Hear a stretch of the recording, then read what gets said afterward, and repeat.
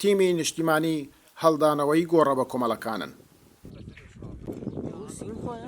سێ گۆڕی بە کۆمەڵ لە گوندی هەمەدانی سنووری شنگال دۆزراوتەوە. سەرقاڵی دەرهێنانی ڕووفاتی قوربانیەکانن لەژێر گۆڕە بە کۆمەڵەکان. ساهر خدر یەکێکە لە کەسوکاری قوربانیەکان. ساهر 22 ئەندامی خێزانەکەی لە ساڵی 2014 دیار نەماون. ئەو بە دیار تیمەکەەوە وەستاوە. دەڵێت ئەو گۆڕە بە کۆمەڵانە نزیکن لە ماڵەکەیان. گومان دەکات کەسوکارەکەی لێرە کۆمەڵ کوشکرابن.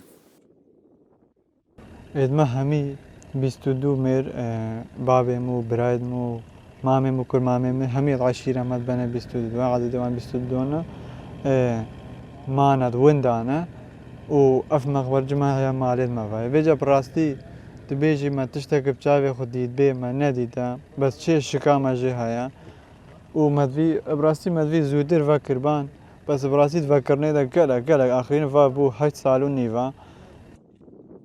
لە قەزای شنگال و گوند و کۆمەلگایەکانی 89 گۆڕی بە کۆمەڵ و گۆڕی تاک دۆزراوتەوە.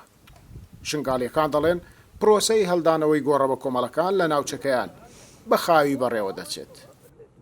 هەمام هەمێ ئێک بوون ئەم هەمت بێ دەرێبوون و خودێ هاتن دۆراما گردن ژنوقی جداکردن مالا تێکی ژێنمێ و زلامن مالا کورمامێ مەکردن فەرژن و زارۆقیچ و ئەم نزانن چ هەستە سەر هەبوونم گەلک جارە هاتنە چۆنە سەر مەغبەرێمە لێنێڕیا جلکت سەر بوون هەستی سەر بوون ئێ خودێمان نزانما تشتی خود نێردە ناز نەگرا و هێڤیا خود ئێ خودێش بەر مەغبەرێ ڤەکردنێ ئەم هاتنە.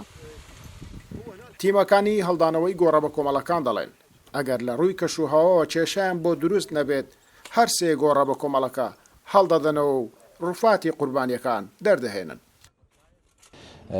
في قضاء سنجار حيث تم رفع ما يقارب 46 قبر جماعي. تا ئێستا لە قەزای شنگال 46 گۆڕی بە کۆمەڵ و تاکمان هەڵداوەتەوە. وەڕووفاتی قوربانیەکانمان ڕەوانەی پزیشکی داد کردووە. هەڵدانەوەی گۆڕی بە کۆمەڵ ئاسان نییە و دەبێت زۆر بە وردی کارەکان بکەین چونکە هەر هەڵەیەک بکەین کاری تیمەکانی دوای ئێمە قورستر دەکات. گوندی هەمەدان 50 ماڵە بە دووری 10 کیلۆمەتر کەوتۆتە ڕۆژهەڵاتی قەزای شنگال.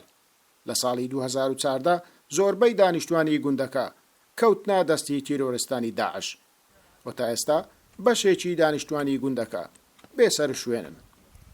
گەیلان بۆتانی کورسات نیوز شنگال.